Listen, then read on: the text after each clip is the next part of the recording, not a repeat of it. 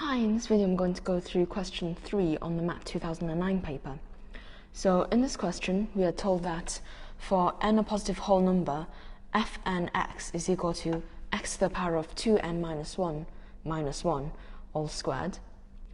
And in part 1 we're asked to sketch y is equal to f2x, and we've got a label where the graph meets the axes.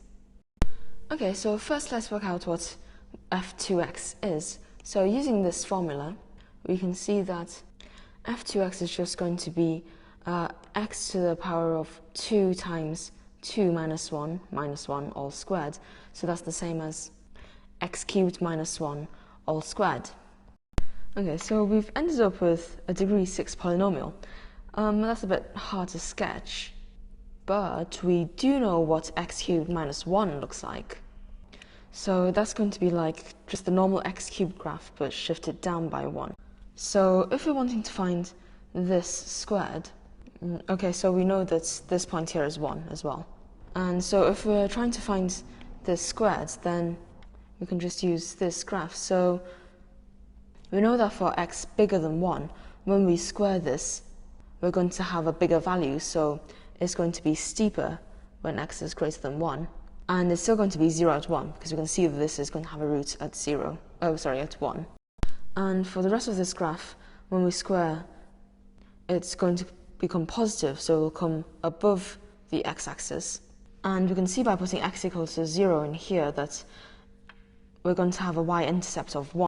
So our graph will be shaped something like this. And so if we just draw this on the axes that they gave us, we'll have something a little bit like this, and remember we've got to label where it meets the axes at x equals 1 and y equals 1. Okay, now for part 2, they want us to draw y is equal to fn of x, where n is large, on the same axes as we used in part 1. So they want us to draw on top of this, which we drew in the last part. Okay, so here's fnx. So let's think about what's going to happen when n is large. So when we raise x to a higher power. Well, when x is greater than 1 or less than minus 1, when we raise it to a higher power, then the magnitude of what we get is going to be larger. And so for x greater than 1 and minus 1, the graph is going to be steeper than the one we have here. But for x between minus 1 and 1, then when we raise it to a higher power, the magnitude of what we get is going to be smaller. So between minus 1 and 1, the graph of fn for n large, well, it's going to be flatter than the one that we drew before. But if you notice, if we put x equals 0 in here, then we're still going to get a y-intercept of 1. So it still goes through this point here, but it's going to be flatter between minus 1 and 1.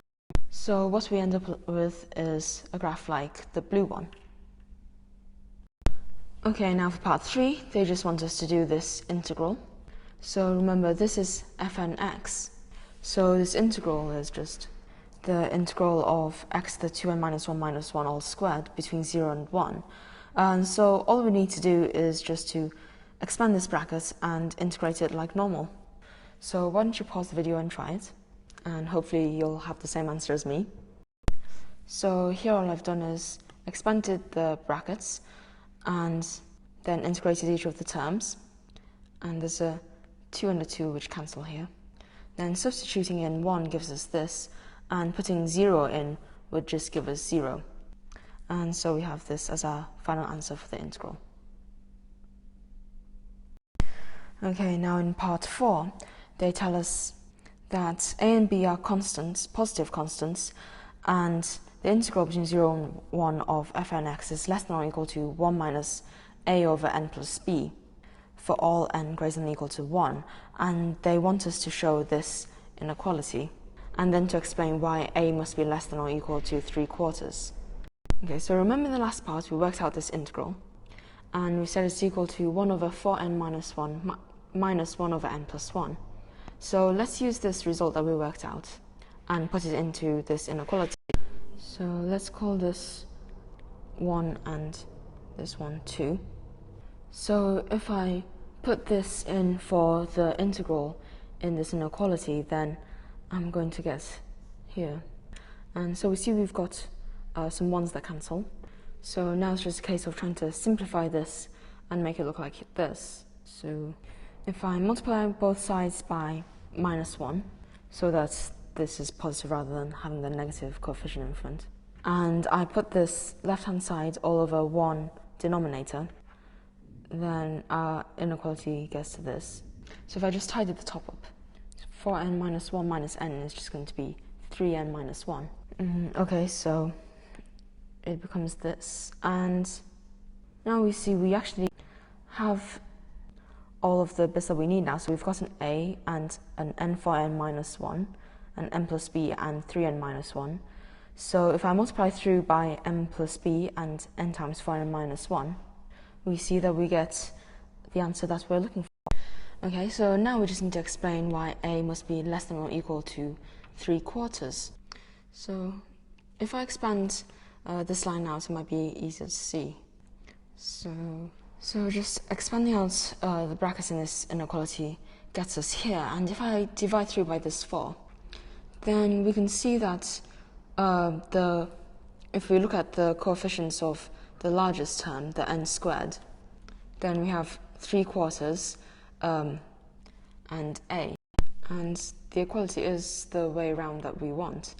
So how do we know that a is always going to be less than or equal to 3/4? Well, we know that this inequality holds for all n greater than or equal to 1. So if we look at what we rearranged to down here, if this then must hold for all n greater than or equal to 1. So I can make n as big as I like, and this inequality must still hold.